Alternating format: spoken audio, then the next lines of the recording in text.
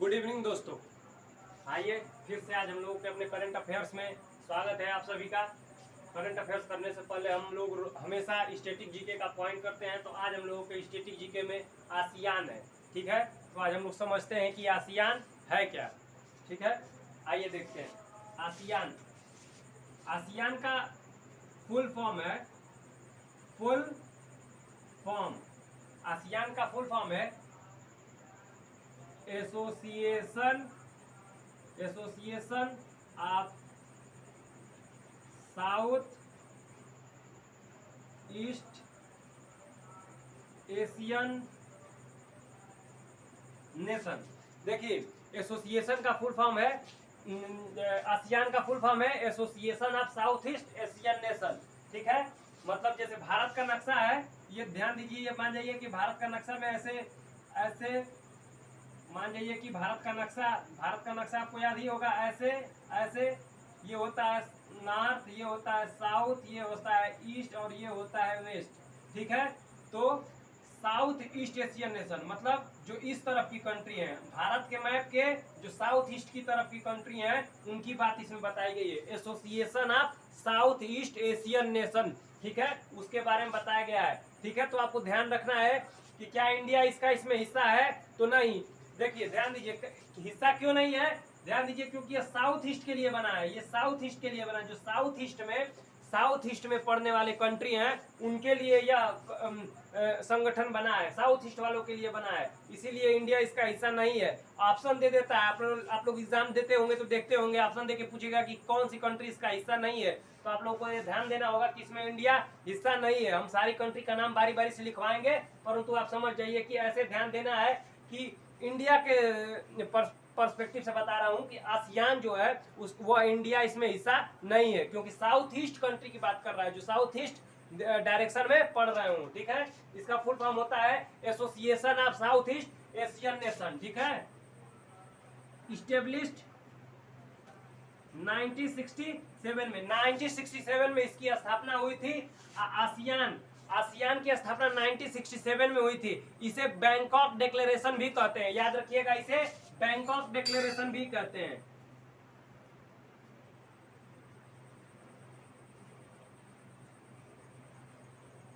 इसे क्या कहते हैं, इसे बैंकॉक डिक्लेरेशन भी कहते हैं। देखिए, साधारण एग्जामों में तो पूछ देगा कि इसका फुल फॉर्म क्या होता है, इस्टेब्लिशमेंट कहाँ होता है, परंतु यूपीएससी एनडीए सीडीएस जो यूपीएससी एग्जाम कराता है, उसमें पूछेगा कि आसियान को किस नाम से जाना जाता है, उसमें रहेगा बैंकॉक डिक्लेरेशन, तो इसे बैंकॉक डिक्लेरेशन से भी जाना जाता है। ठीक है, कब स्थापना हुई थी, 1967 में। फिर इसका पूछेगा कि हेडक्वार्टर कहाँ है, आसियान का हेडक्वार्टर कहाँ है, हेडक्वार्टर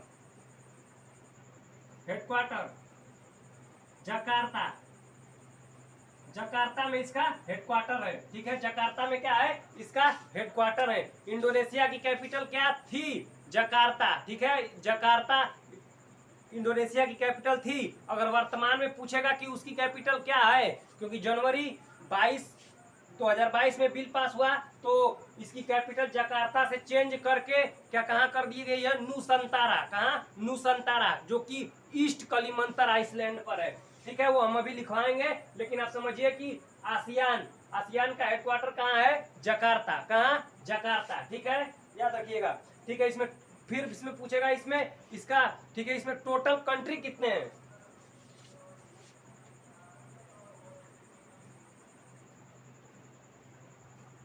टोटल 10 कंट्री हैं। कितने कंट्री हैं टोटल, आसियान में टोटल 10 कंट्री हैं। कितने कंट्री हैं आसियान में, ASEAN association of south east Asian nation, headquarter कहाँ है, जकार्ता। टोटल कंट्री कितने हैं, 10। ठीक है, टोटल कंट्री कितने हैं, 10। ठीक है ना, इस्टेब्लिश 1967 में, इसे बैंकॉक डिक्लेरेशन भी कहते हैं। इसका पूछेगा कि आप बताइए कि इसका मोटो क्या है। ठीक है, क्या पूछेगा, मोटो पूछेगा कि इसका मोटो बताइए, मोटो तो हम इसका मोटो है वन विजन वन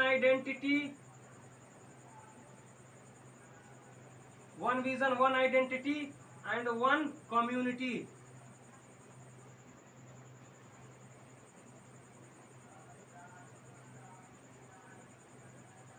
ठीक है। इसका मोटो क्या है?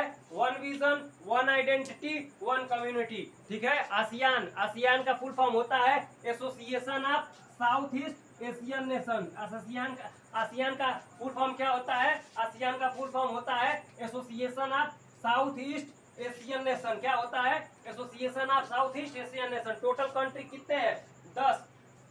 ठीक है। स्टेब्लिश कब हुआ था? 1967 में। ठीक है। इसे बैंकॉक डिक्लेरेशन भी कहा जाता है। मोटो क्या है? वन विजन, वन आइडेंटिटी और वन कम्युनिटी। ठीक है। अगर आपसे पूछे, यूपीएससी वाला ध्यान देंगे, अगर आपसे पूछे कि ASEAN Cebu declaration, CEBU, Cebu declaration किससे रिलेटेड है, तो आसियान से ही रिलेटेड है सेबू डिक्लेरेशन। ठीक है। आसियान से रिलेटेड है।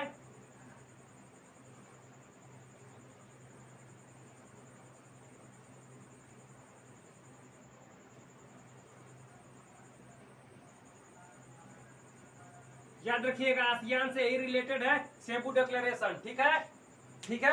आसियान से ही रिलेटेड है, आसियान से ही रिलेटेड है सेबू डिक्लेरेशन। ठीक है। अब आइए देखते हैं कि 10 कंट्री कौन कौन सी है आसियान में।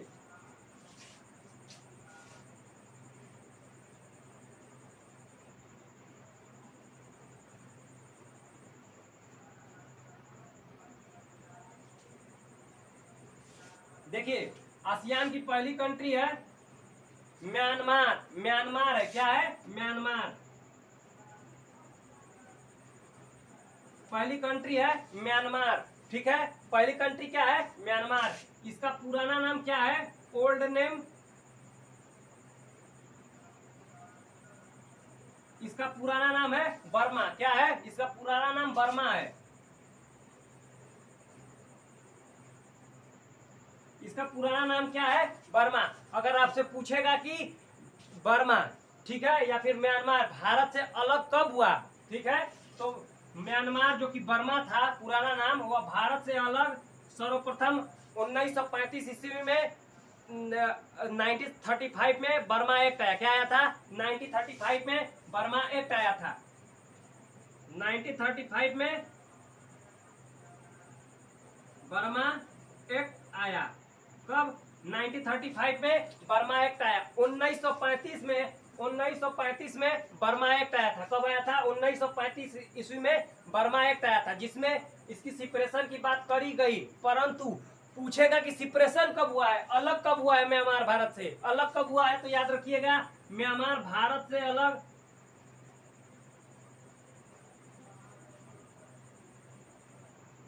1937 में हुआ है। कब हुआ है? 1937 में।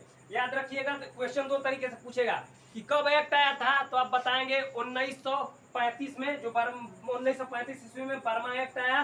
ठीक है। और भारत से अलग कब हुआ? भारत से अलग हुआ 1937 में। फिर पूछेगा कि म्यांमार, वर्तमान में जो म्यांमार है और भारत को अलग करने वाली पर्वत श्रेणी का नाम क्या है, पूछता है। क्वेश्चन लिख लीजिए कि म्यांमार और भारत को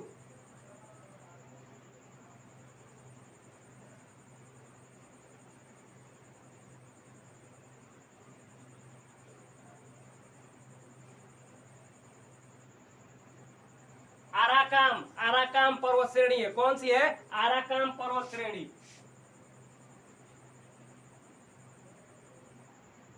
आराकाम पर्वत श्रेणी है जो म्यांमार को भारत से अलग करती है। कौन सी पर्वत श्रेणी है भाई साहब? वह कौन सी पर्वत श्रेणी है? आराकाम पर्वत श्रेणी है, जो भारत को म्यांमार से अलग करती है। जितना भी मैंने पॉइंट बताया, ये सारे पॉइंट्स क्वेश्चन परीक्षा में पूछे जा चुके हैं। पहली कंट्री हम लोग की कौन है? म्यांमार है। म्यांमार है। ठीक है, म्यांमार है। आइए अब हम लोग चलते हैं दूसरी कंट्री पे।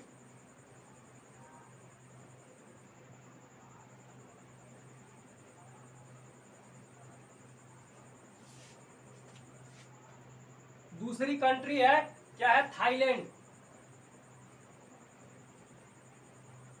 थाईलैंड, इसे हाथियों का देश भी कहा जाता है। क्या? इसे सफेद हाथियों का देश कहा जाता है। ठीक है, इसे हाथियों का देश कहा जाता है।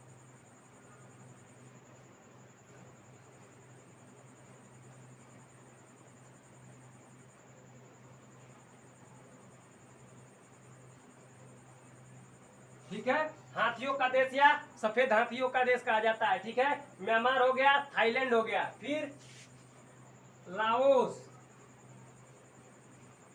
फिर कंबोडिया, कंबोडिया में ही अंकोर वाटा का मंदिर है। क्या है? अंकोर वाटा का मंदिर।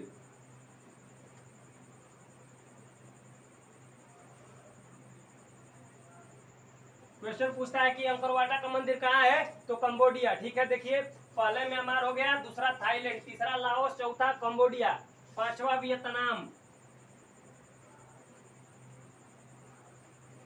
ठीक है, पांचवा कौन है? वियतनाम। छठा मलेशिया। मलेशिया दो भागों में टूटा था, सिंगापुर और ब्रुनोई। याद करने का तरीका है कि मलेशिया दो भागों में टूटा, सिंगापुर और ब्रुनोई।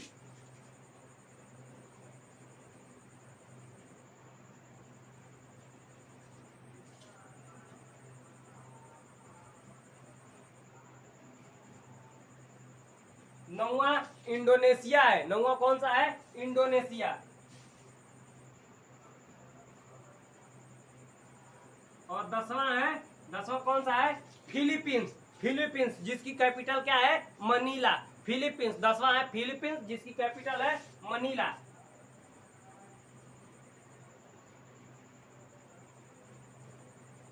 ठीक है, तो ये 10 कंट्री है, बस इससे ज्यादा आसियान से कुछ क्वेश्चन नहीं पूछने वाला है। फुल फॉर्म पूछेगा, हेडक्वार्टर पूछेगा, कब स्थापना हुई पूछेगा, कितने कंट्री हैं, मैक्सिमम जो छोटे मोटे एग्जाम है, वनडे एग्जाम, उसमें से यही दे देगा कि कौन सी ऐसी कंट्री है जो इसमें शामिल नहीं है। ठीक है, तो आपको ये सारे नाम याद होने चाहिए। देखिए ऐसे म्यांमार के बाद नीचे है थाईलैंड, थाईलैंड के बाद है म्यांमार, थाईलैंड, फिर है लाओस, कंबोडिया, वियतनाम को साथ में याद करिएगा। ठीक है, ऐसे Myanmar, Thailand, Laos, Cambodia, Vietnam तीनों साथ में। पहले म्यांमार और थाईलैंड, फिर लाओस, कंबोडिया, वियतनाम। ठीक है, फिर मलेशिया। मलेशिया से सिंगापुर और ब्रुनोई अलग हुए थे, डिवाइड हुए थे। ठीक है, मलेशिया, फिर सिंगापुर, फिर ब्रुनोई, फिर इंडोनेशिया है, और फिर फिलीपींस है। ठीक है, देखिए यहाँ जैसे मैप है, तो ये म्यांमार हुआ, म्यांमार के बाद ये थाईलैंड हो गया, ये लाओस, कंबोडिया, वियतनाम है, सिंगापुर है, ब्रुनोई है, मतलब आसी पास है सिंगापुर और ब्रुनोई, फिर ये यहाँ पे इंडोनेशिया है, और इधर फिलीपींस है, इधर आसपास। ठीक है, तो ऐसे है मैप में, वर्ल्ड मैप की बात कर रहा हूँ मैं। ठीक है, तो मैप को साथ लेकर बैठिए और देखते रहिए। ठीक है, याद करने का तरीका मैं बता ही दिया कैसे।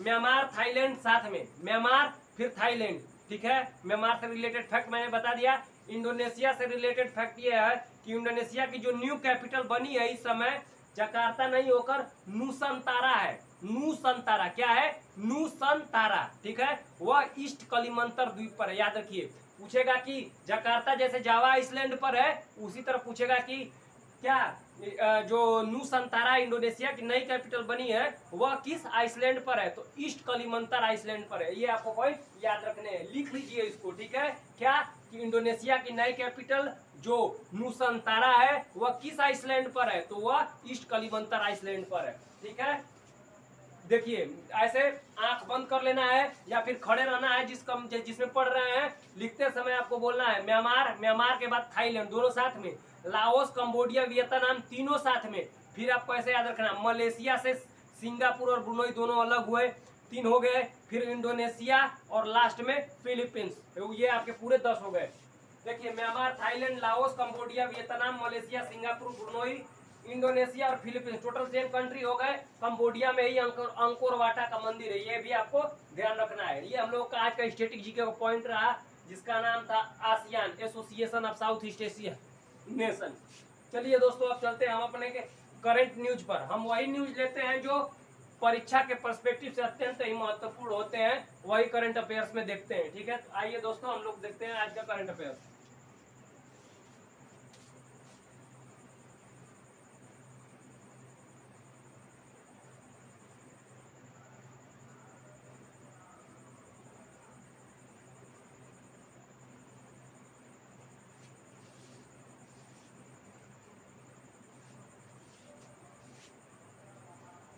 करंट न्यूज में रहा अफोर्डेबल कनेक्टिविटी प्रोग्राम। पूछेगा कि अफोर्डेबल कनेक्टिविटी प्रोग्राम कहाँ लॉन्च हुआ है।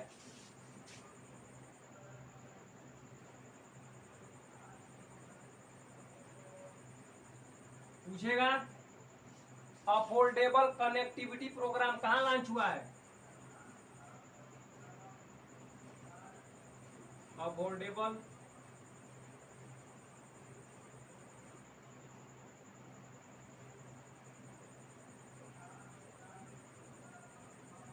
पूछेगा अफोर्डेबल कनेक्टिविटी प्रोग्राम कहाँ लॉन्च हुआ है, तो आप बताएंगे कहाँ लॉन्च हुआ है।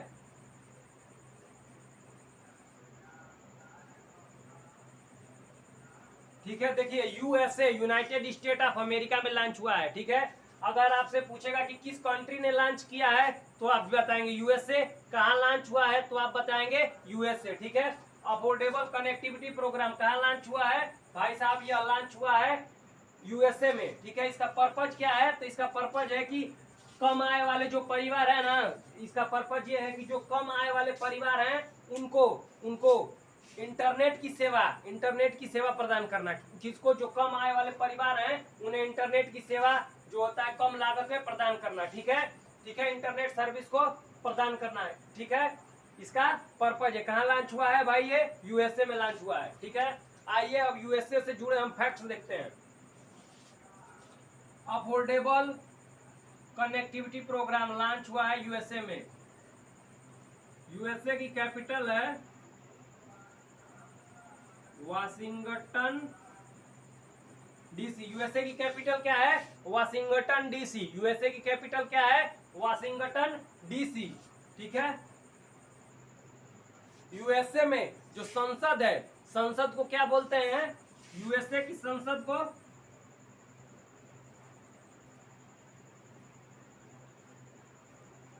यूएसए की संसद को हम कांग्रेस बोलते हैं। क्या बोलते हैं हम, यूएसए की संसद को कांग्रेस बोलते हैं। ठीक है, यूएसए की कैपिटल है वाशिंगटन डीसी, संसद को कांग्रेस बोलते हैं। यूएसए में एक शहर है जिसका नाम है सैन फ्रांसिस्को, जिसे स्वर्णिम द्वार का शहर कहा जाता है। यूएसए में शहर है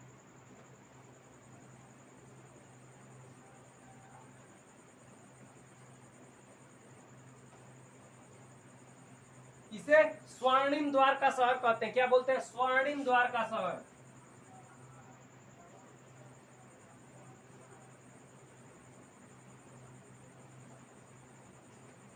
ठीक है, यूएसए के प्रेसिडेंट कौन है,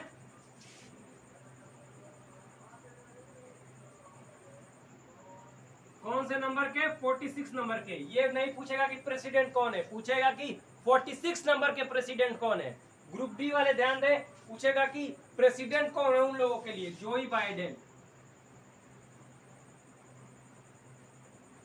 ठीक है, क्या पूछेगा, प्रेसिडेंट कौन है, तो आप क्या बताएंगे, जोई बाइडेन। कौन है, जोई बाइडेन। वाइस प्रेसिडेंट पूछेगा तो क्या बताएंगे, पूछेगा कि वाइस प्रेसिडेंट कौन है, वाइस प्रेसिडेंट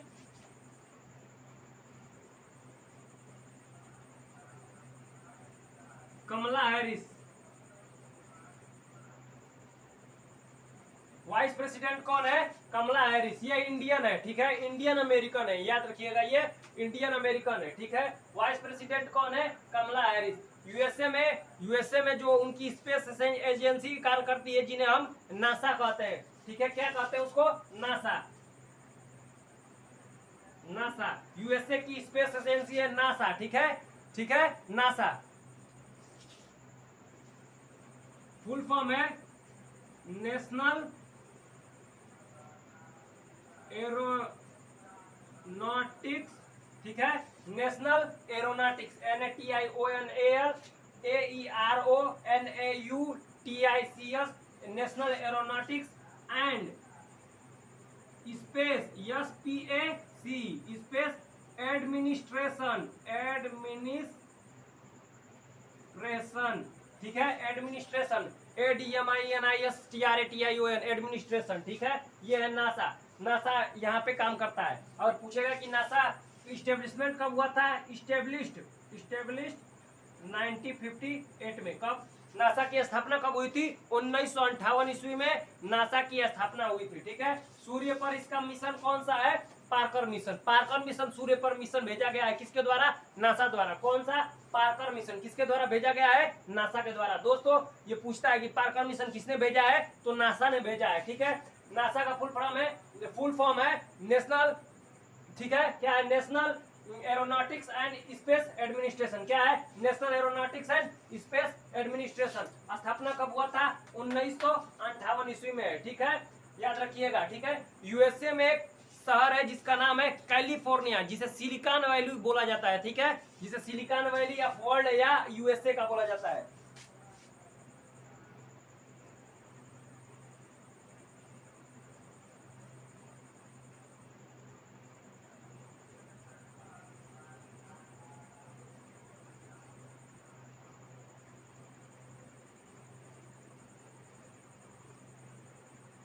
कैलिफोर्निया, कैलिफोर्निया को सिलिकॉन वैली ऑफ यूएसए या सिलिकॉन वैली ऑफ वर्ल्ड बोला जाता है। किसको? कैलिफोर्निया को, याद रखिएगा दोस्तों, ठीक है। ये रहा यूएसए, और यूएसए से रिलेटेड कुछ ये अभी फैक्ट्स हैं इसमें, और अभी है, जैसे कि यूएसए में जो घास का मैदान होता है, ठीक है, पूछेगा कि यूएसए में जो घास का मैदान है उसे क्या बोला जाता है? यूएसए के घास के मैदान को क्या बोलते हैं हम लोग? क्वेश्चन पूछता है दोस्तों, यूएसए के घास के मैदान को क्या कहते हैं? तो प्रेयरी घास का मैदान, ठीक है। यूएसए के घास के मैदान को, यूएसए में जो घास का मैदान है, घास का मैदान, यूएसए के घास को मैदान को हम लोग प्रेयरी घास का मैदान बोलते हैं दोस्तों, प्रेयरी घास का मैदान।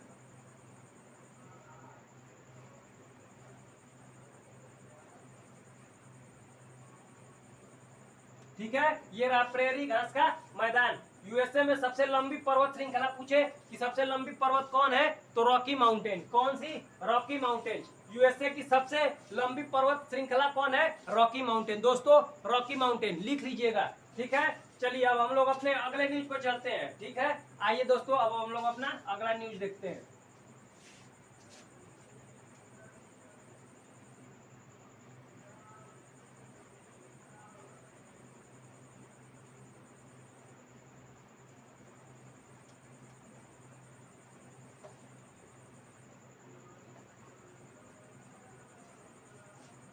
अगली न्यूज है, फर्स्ट पर्सन जिनका हुआ हार्ट ट्रांसप्लांटेशन, ठीक है, मतलब हार्ट का एक्सचेंज हुआ है, ठीक है, जिसका नाम है डेविड बेनेट, ठीक है, डेविड बेनेट।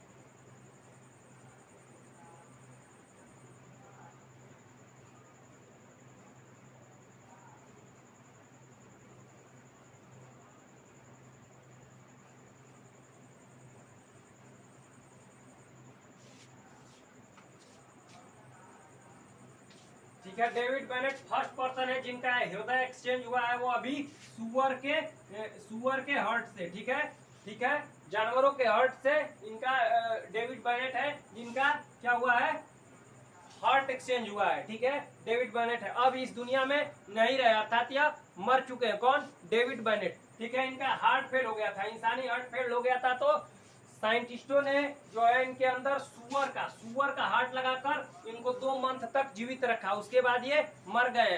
तो आप पूछेंगे कि सर क्या ये मतलब सुअर वो का जो हार्ट था वो सही से काम नहीं कर रहा था या फिर कुछ और बात थी? देखिए, सुअर का जो बहुत सारे ऑर्गन हैं जैसे किडनी, लंग्स, अपने हार्ट, और सुअर के हार्ट में अधिकांश मैचअप होता है, ठीक है, अधिकांश मिलते हैं। तो सुअर का हार्ट लगा दिया गया था, परंतु वो सुअर के हार्ट के काम न करने के कारण नहीं मरे हैं, जबकि उनकी मृत्यु का कारण जो होता है पिग वायरस है, जो उसके अंदर मिला है, ठीक है, पिग वायरस के कारण इनकी मृत्यु हुई है, जो कि उसके अंदर मिला है। डेविड बेनेट की मृत्यु हो गई है। यह याद रखिएगा कि सुअर का, जैसे कि डेविड बेनेट का, सुअर मतलब जानवरों के द्वारा जो हार्ट का ट्रांसप्लांटेशन होता है, अर्थात हार्ट एक्सचेंज होता है जानवरों द्वारा, ठीक है, ठीक है, उसको क्या बोला जाता है?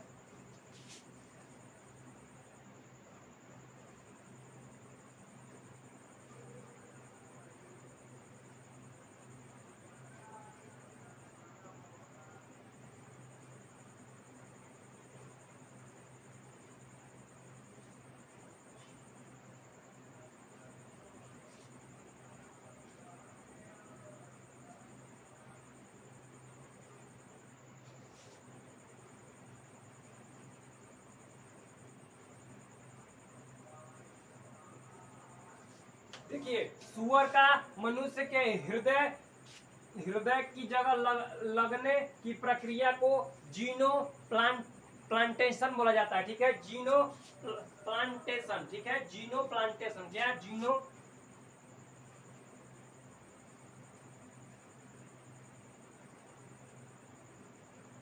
जीनो ट्रांसप्लांटेशन, जीनो ट्रांसप्लांटेशन, जीनो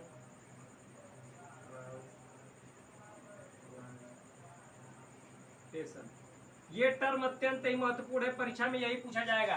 क्या पूछा जाएगा कि जानवरों का अर्थात जो सुअर का हृदय मनुष्य के हृदय किस प्रक्रिया की तरह लगा था। ऑप्शन में बहुत सारे प्रक्रिया दिए होंगे, उस प्रक्रिया को हम लोग जीनो ट्रांसप्लांटेशन बोलते हैं। क्या बोलते हैं? जीनो ट्रांसप्लांटेशन। याद रखिएगा दोस्तों, ये पॉइंट अत्यंत ही महत्वपूर्ण है। ठीक है, ठीक है। तो डेविड बेनेट थे, ठीक है, जिनकी मृत्यु हो गई है।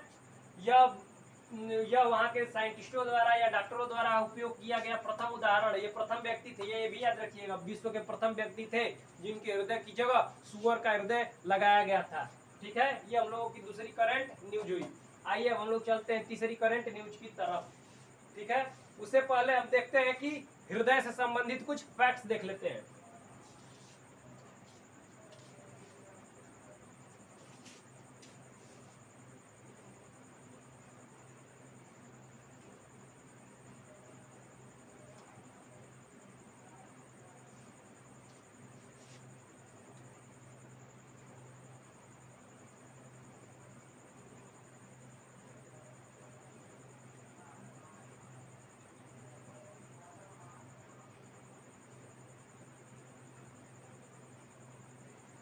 पहला, हार्ट की स्टडी पूछेगा कि हार्ट की स्टडी को क्या बोलते हैं? कार्डियोलॉजी बोलते हैं। बोलेगा कि मनुष्य का हृदय का वजन कितना होता है? वजन, ठीक है, ठीक है। वुमेन, ठीक है, वुमेन का वजन कितना होता है? तो यह 300 ग्राम, कितना? 300 ग्राम होता है। ठीक है, फिर पूछेगा कि हार्ट में जो होता है ना, जो ध्वनि निकलती है, उसे क्या बोलते हैं? जिसे आप लोग बोलते हैं कि क्या बोलते हैं? अरे यार, मैं उस लड़की को देखता हूं तो मेरा दिल धड़कने लगता है। वो दिल नहीं धड़कता है, ठीक है। हमारे शरीर में बहुत सारे हार्मोन्स होते हैं, तो एक ऐसा हार्मोन्स होता है जो हृदय की उत्तेजना को बढ़ाता है। उस हार्मोन्स का क्या नाम है? Thyroxine hormones. ठीक है, हृदय की उत्तेजना को बढ़ाता है। क्या? हृदय की उत्तेजना को बढ़ाता है।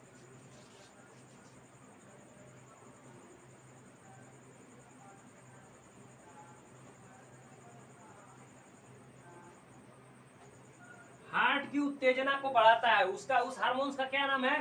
Thyroxine hormone.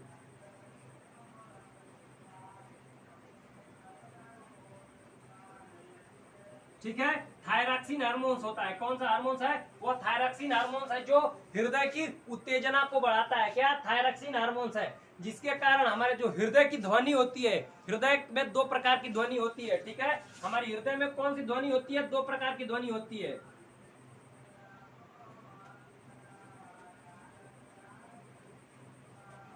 पहली लव, दूसरी डब। ठीक है, लव और डब दो ध्वनि होती है, लव और डब। ठीक है, तो यही जब हम लोग जब बोलते हैं, लड़के बोलते हैं अरे मुझे लड़की उससे प्यार हो गया, उसे देखता हूँ तो दिल की धड़कनें बढ़ जाती है। नहीं, तो वो तुम्हारे दिल की धड़कनें नहीं बढ़ती हैं। दिल का सिर्फ काम है कि हृदय को लेना, हृदय से खून को संकुचित करना, उसे पार्ट तक फेंकना, पहुंचाना। उसका काम नहीं है प्यार करना। ये तो थायरॉक्सिन हार्मोन्स हम लोग के अंदर है जो उत्तेजना पैदा करता है। क्या? उत्तेजना पैदा करता है, जिससे दो प्रकार की ध्वनि निकलती है, लव और डब। और उसी हम लोग क्या कहते हैं? दुख दुख दुख दुख कर रहा है, ऐसा कोई बात नहीं है। क्या होता है? वह लव और डब होता है, हार्ट। ठीक है,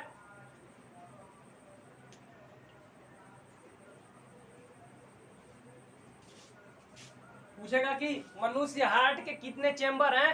तो मनुष्य हार्ट के कितने चेंबर हैं पूछेगा तो क्या बताएंगे आप?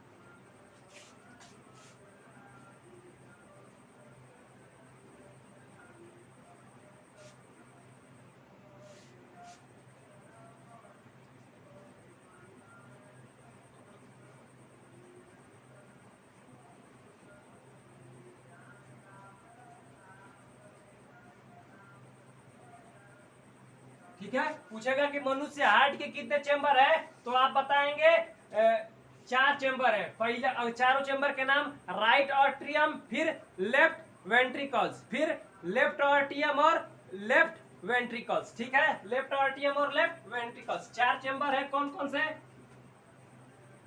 Right atrium, left ventricle,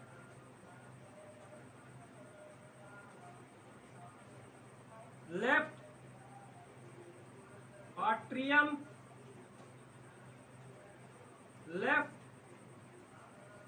ventricles. ठीक है, ठीक है। हिंदी में इसे बोला जाता है क्या? दायां अलिंद बायां निलय, फिर बायां अलिंद बायां निलय। ठीक है, दायां अलिंद बायां निलय, फिर बायां अलिंद और बायां निलय, बायां अलिंद और बायां निलय।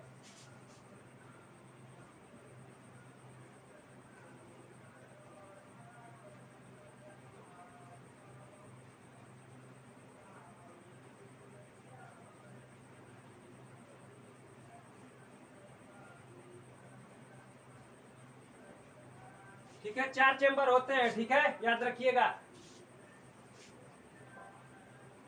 ठीक है, राइट आर्ट्रियम, लेफ्ट वेंट्रिकल्स।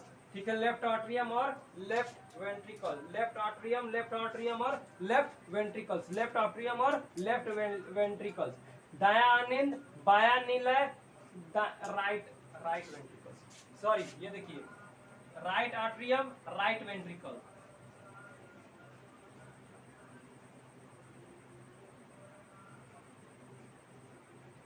देखिए ये है right atrium, right ventricle, left atrium और लेफ्ट वेंट्रिकल। ये हार्ट के 4 चेंबर है। ठीक है, अगर पूछेगा कि उच्च रक्तचाप को, हाई ब्लड प्रेशर को किससे नापा जाता है, अगर पूछेगा कि उच्च रक्तदाब को किससे नापा जाता है, हाई हार्ट बीट को किससे नापा जाता है, हाई हार्ट बीट को, उच्च रक्तदाब, हाई हार्ट बीट को किससे नापा जाता है, तो इस स्फिग्नोमैनोमीटर से। किससे?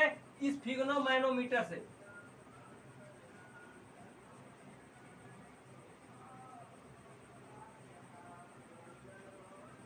किससे नापा जाता है? स्फिग्नोमैनोमीटर से नापा जाता है उच्च रक्तदाब को। किससे नापा जाता है? स्फिग्नोमैनोमीटर से। किससे नापा जाता है भाई साहब? इसको स्फिग्नोमैनोमीटर से नापा जाता है। ठीक है, मनुष्य के हार्ट के 4 चेंबर है। पहला राइट आर्ट्रियम दायां अलिंद, राइट वेंट्रिकल्स दायां निलय, लेफ्ट आर्ट्रियम बायां अलिंद, लेफ्ट वेंट्रिकल बायां निलय। ठीक है, बायां निलय। ठीक है, उच्च रक्तदाब को या हाई ब्लड प्रेशर को किससे नापा जाता है?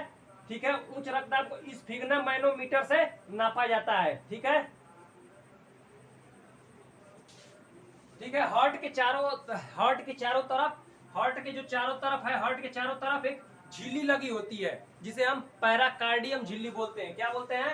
हार्ट के चारों तरफ जो झिल्ली लगी होती है उसे हम पैराकार्डियम झिल्ली बोलते हैं। हार्ट के चारों तरफ एक झिल्ली नुमा संरचना होती है जो हार्ट को घेरे रहती है, जिसे हम पैराकार्डियम झिल्ली बोलते हैं। क्या बोलते हैं?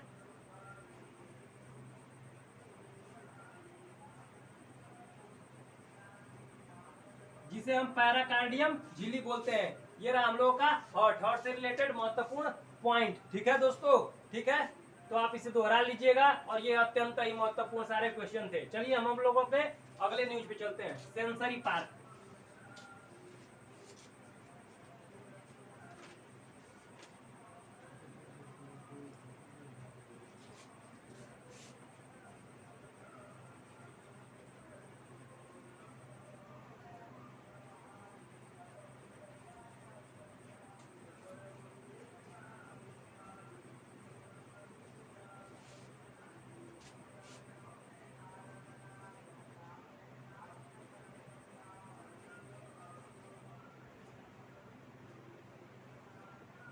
देखिए दोस्त, देश का पहला सेंसरी पार्क खोला गया है। ठीक है, देश का फर्स्ट सेंसरी पार्क खोला गया है। कहाँ खोला गया है? भुवनेश्वर में।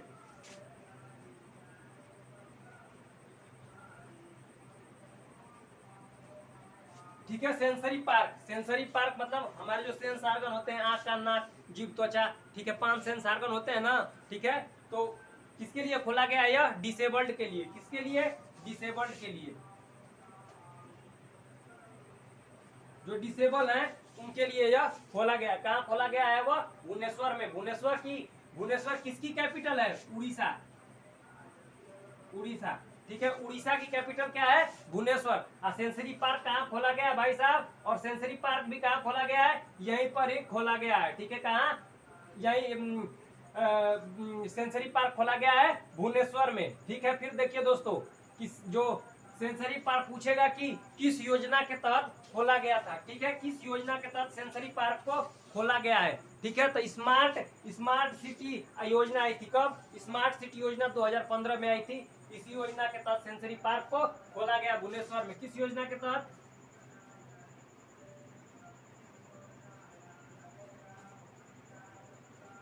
स्मार्ट सिटी स्कीम 2015 के तहत इसको खोला गया है, सेंसरी पार्क। ठीक है, उड़ीसा। ठीक है, आइए उड़ीसा के बारे में देखते हैं। उड़ीसा में पुरी हॉली प्लेस है। ठीक है, पूछता है क्वेश्चन, पुरी कहाँ है? पुरी, पुरी हॉली प्लेस जो है वह उड़ीसा में है। उड़ीसा में सतकोसिया टाइगर रिजर्व है।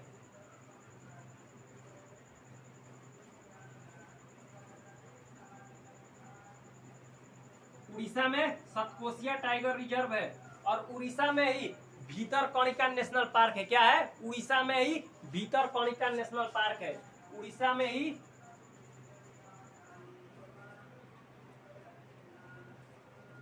नेशनल पार्क है। उड़ीसा में ही भीतरकनिका नेशनल पार्क। यह रामसर साइट है, रामसर साइट है। ठीक है, ये देखिए दोस्तों, अभी पूछेगा कि जो आसानी तूफान आया था, क्या आसानी तूफान आया था जो बे ऑफ बंगाल में आया था, मैंने कल ही पढ़ाया आसानी तूफान के बारे में, जो बे ऑफ बंगाल में आया था। आसानी नाम किसने दिया था? श्रीलंका ने। ठीक है, पूछेगा आपसे कि आसानी तूफान कहाँ आया था, तो उड़ीसा और आंध्रा के तट पर। याद रखिएगा दोस्तों, उड़ीसा और आंध्रा के तट पर। आइए दोस्तों, अब हम लोग अगले न्यूज पे चलते हैं। Baby birth.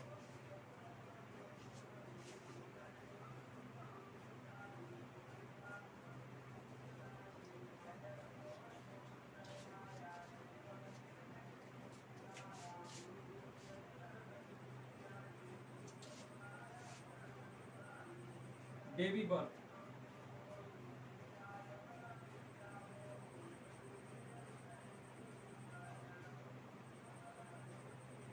ठीक है, बेबी बर्थ यह प्रायोगिक तौर पर लॉन्च करने वाला प्रथम रेलवे जोन कौन बना है? North railway. कौन? North railway. प्रायोगिक तौर पर मतलब इसका अभी ट्रायल चल रहा है। ठीक है, कहाँ कहाँ लॉन्च किया गया है? यह नॉर्थ रेलवे द्वारा लॉन्च किया गया है। कौन लॉन्च किया इसको? North railway. नॉर्थ रेलवे का सेंटर कहाँ है? प्रयागराज। क्या नाम है? नॉर्थ रेलवे का centre Prayagraj. Baby birth, baby birth मतलब जैसे हम लोग ट्रेन में जाते हैं तो एडल्ट लोगों को सोने के लिए बर्थ होता है, उसी तरह जो माताएं हैं अपने छोटे छोटे बच्चों को लेके जा रही हैं, तो उन लोगों को सोने के लिए भी माताओं के साथ एक बर्थ बनाने का ट्रायल चल रहा है नॉर्थ रेलवे द्वारा, जिसका सेंटर कहाँ है? प्रयागराज। और पूछेगा कि भारत में टोटल कितने रेलवे जोन है? 18। ठीक है,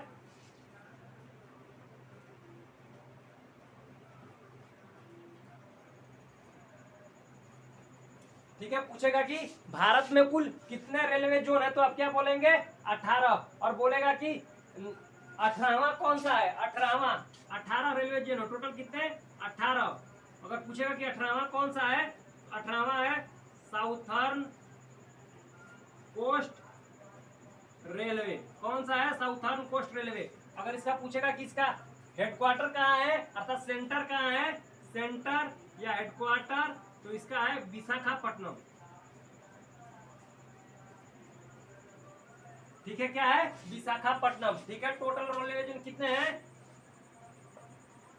18 है। अगर पूछेगा कि रेलवे मिनिस्टर कौन है, railway minister, railway minister, railway minister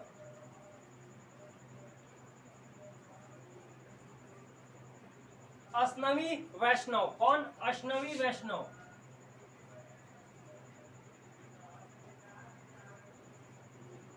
कौन है रेलवे मिनिस्टर? अश्नवी वैष्णव। अत्यंत ही महत्वपूर्ण है ग्रुप डी, एसएससी, ये वनडे एग्जामों के लिए। ठीक है, लेखपाल उपपाल के लिए रेलवे मिनिस्टर कौन है? अश्नवी वैष्णव। ठीक है, और पूछ दे कि सीईओ कौन है। ठीक है, रेलवे के सीईओ कौन है, तो याद रखिएगा रेलवे के सीईओ।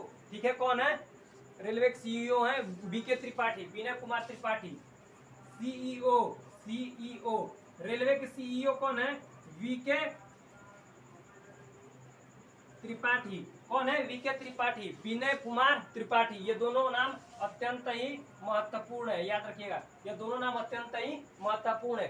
बेबी बर्थ का प्रयोग ट्रायल कौन कर रहा है? नॉर्थ रेलवे कर रहा है। नॉर्थ रेलवे का सेंटर कहाँ है?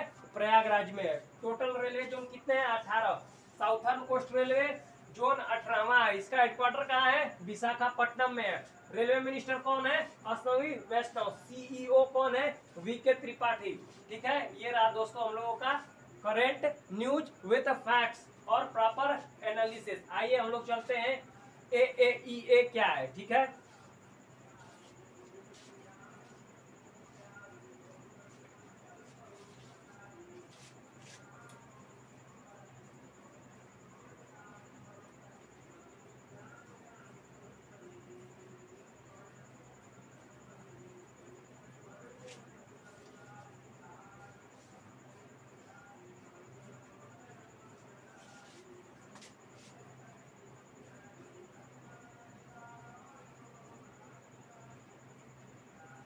पहले इसका फुल फॉर्म जान लेते हैं। Full form association of Asian election authority.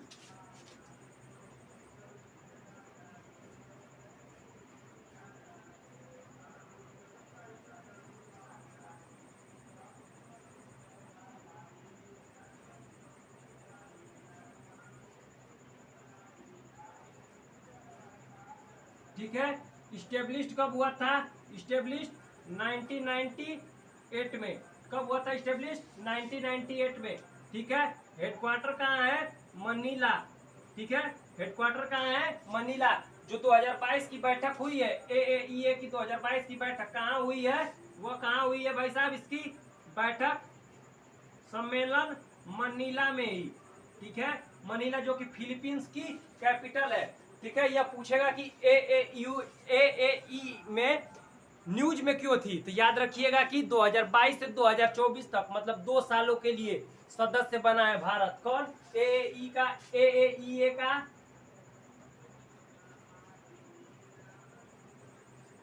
2022 से 24 तक कौन हेड करेगा? भारत। कौन? 2022 से 24 तक भारत। याद रखिएगा, कौन? 2022 से 24 तक कौन हेड करेगा भाई साहब? इसको हेड करेगा भारत। AAEA का फुल फॉर्म क्या होता है? ठीक है, चेयरमैन बना है। कौन? भारत चेयरमैन बना है। याद रखिएगा, AAEA का फुल फॉर्म होता है association of Asian election authority. Established 1998। Headquarter Manila. जो लेटेस्ट बैठक हुई है वो कहाँ हुई है? मनीला में ही हुई है। ठीक है, और AAEA का चेयरमैन बना है, अर्थात हेड बना है वर्तमान में। कौन? भारत। याद रखिएगा दोस्तों। ठीक है, मैं इधर आके इसलिए बोल रहा हूँ क्योंकि माइक नहीं है तो आवाज कैच करे, इसीलिए मैं इधर आके बोल रहा हूँ। ठीक है, आप लोग आराम से लिख लीजिएगा। ठीक है, कोस्टा रिका के न्यू प्रेसिडेंट कौन हुए हैं? ठीक है, आइए देखते हैं कि कोस्टा रिका के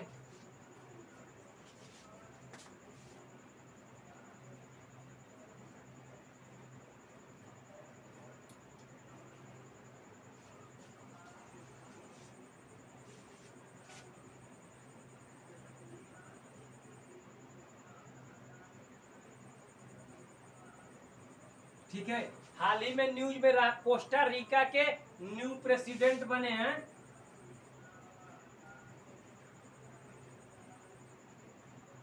कौन? कोस्टा रिका के न्यू प्रेसिडेंट कौन बने? रोड्रिगो चावस। कौन?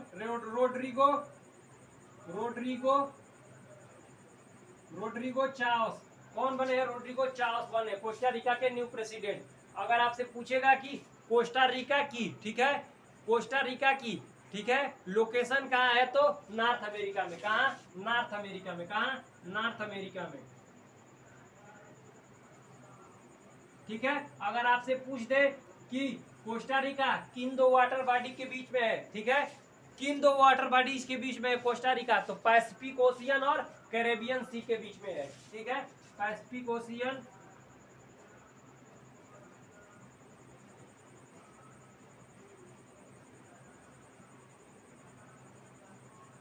ठीक है, किन 2 वाटर बॉडीज के बीच में है, तो पैसिफिक ओशियन और कैरेबियन सी के बीच में है। ठीक है, न्यू प्रेसिडेंट कौन हुए हैं? रोड्रिगो चावस। नॉर्थ अमेरिका में है कोस्टा रिका। ठीक है, ठीक है, अगर इसकी कैपिटल पूछे तो सैन जोस। ठीक है, क्या है? San Jose capital.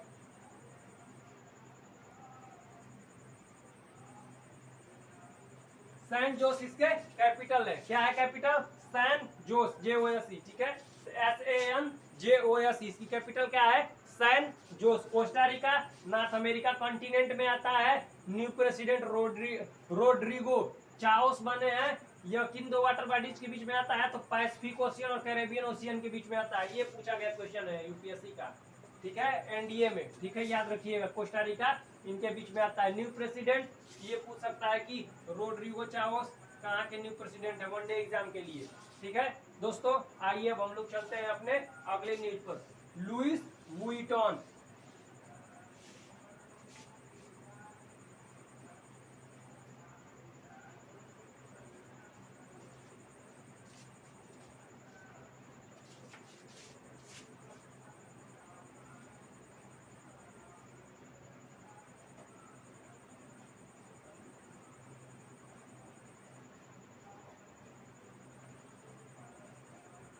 ये देखिए लुइस वुइटन हाल ही में न्यूज में है। कारण क्या है?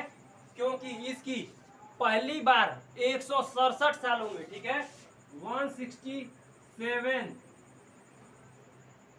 ईयर में पहली बार, ठीक है, 167 सालों में, कितने? 167 ईयर में पहली बार, ठीक है, कोई भारतीय, ठीक है, कोई भारतीय क्या ब्रांड एम्बेसडर बना है। क्या बना है? ब्रांड एम्बेसडर बना है। 167 सालों में पहली बार कोई भारतीय ब्रांड एम्बेसडर बना है। नाम क्या है? दीपिका पादुकोण।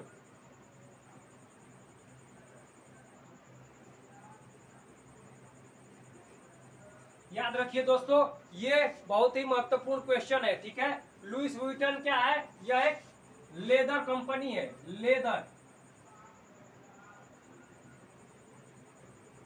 कहाँ की है? फ्रांस की है। कहाँ की है दोस्तों? फ्रांस की है, ठीक है दोस्तों। यह क्वेश्चन अपने आप में ही महत्वपूर्ण है, क्योंकि पहली बार 167 सालों में, 167 ईयर में पहली बार कोई ब्रांड एम्बेसडर इंडिया का बना है, और वो हम लोगों की है दीपिका पादुकोण। कौन? दीपिका पादुकोण। याद रखिएगा दोस्तों, ये अत्यंत ही महत्वपूर्ण क्वेश्चन, और ये क्वेश्चन पेपर में छपेंगे। 167 ईयर में पहली बार कोई भारतीय ब्रांड एम्बेसडर बना है, दीपिका पादुकोण। लेदर कंपनी है फ्रांस की,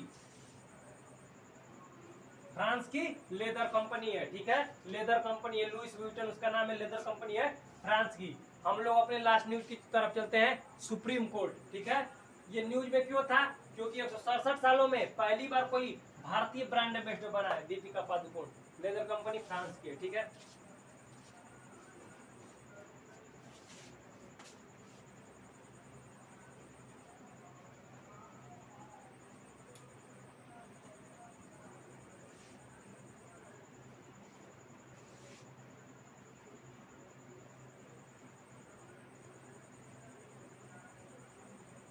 देखिए हाल ही में सुप्रीम कोर्ट न्यूज में है, क्योंकि इसमें 2 नए जजों की नियुक्ति की गई है। तो सबसे पहले आपसे क्वेश्चन पूछेगा कि सुप्रीम कोर्ट में वर्तमान में टोटल जजों की संख्या कितनी है? टोटल जज कितने हैं? 33 प्लस 1 अर्थात 34, ठीक है। और एक कौन होता है? CJI, chief justice of India. कौन? सीजेआई, चीफ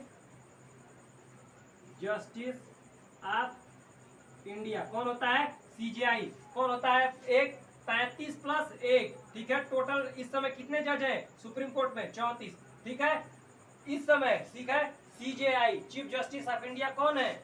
याद रखिएगा, एनवी रमन्ना, ठीक है, एनवी रमन्ना इस समय चीफ जस्टिस ऑफ इंडिया। याद रखिएगा, टोटल जज 34 होते हैं। और पूछेगा कि सुप्रीम कोर्ट संविधान के किस आर्टिकल में आता है? आर्टिकल दोस्तों याद रखिएगा, आर्टिकल 124। पूछेगा कि कौन सा भाग है? भाग पूछेगा, पार्ट तो पार्ट है पांचवा पार्ट में आता है। आर्टिकल 124 है, भाग कौन सा है? 5वां है, ठीक है। अगर सुप्रीम कोर्ट पूछेगा कि सर्वप्रथम सुप्रीम कोर्ट कब आया था, ब्रिटिश इंडिया से लेकर पूछेगा, तो याद रखिएगा कि सर्वप्रथम सुप्रीम कोर्ट रेगुलेटिंग एक्ट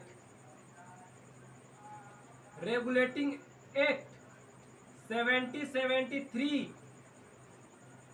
के तहत, ठीक है, 1774 में 1774 में रेगुलेटिंग एक्ट जो 1773 ईस्वी में आया था, उसके तहत 1774 में कलकत्ता में आया। कलकत्ता में कब 1774 ईस्वी में सुप्रीम कोर्ट। अगर पूछेगा कि सुप्रीम कोर्ट किस रेगुलेटिंग एक्ट के तहत आया, तो रेगुलेटिंग एक्ट 1773 के तहत आया। किसके तरह? 1773 के तहत आया।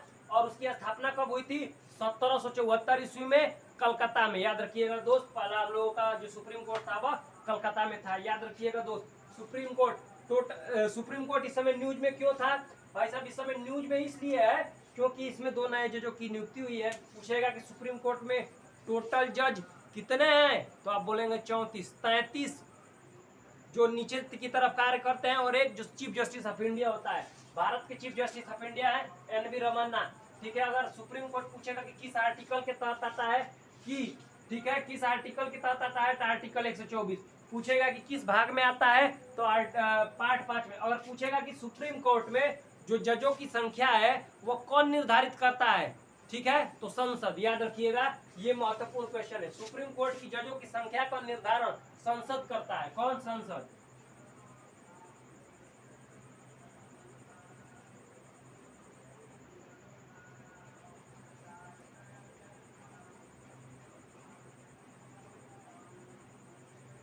कौन करता है? संसद। कौन करता है? संसद। सुप्रीम कोर्ट में जजों की संख्या का निर्धारण कौन करता है दोस्तों? सुप्रीम कोर्ट में जजों की संख्या का निर्धारण कौन करता है भाई साहब? संसद। याद रखिएगा दोस्तों, संसद करता है, अर्थात पार्लियामेंट करता है कि कितने जजों की संख्या होगी। वर्तमान में कितनी है? 34 है। 2 नए जज चुने गए हैं, जिसमें 33 प्लस 1। एक कौन होता है उसमें? Chief justice of India. Chief justice of India कौन है? एन.वी. रमन्ना।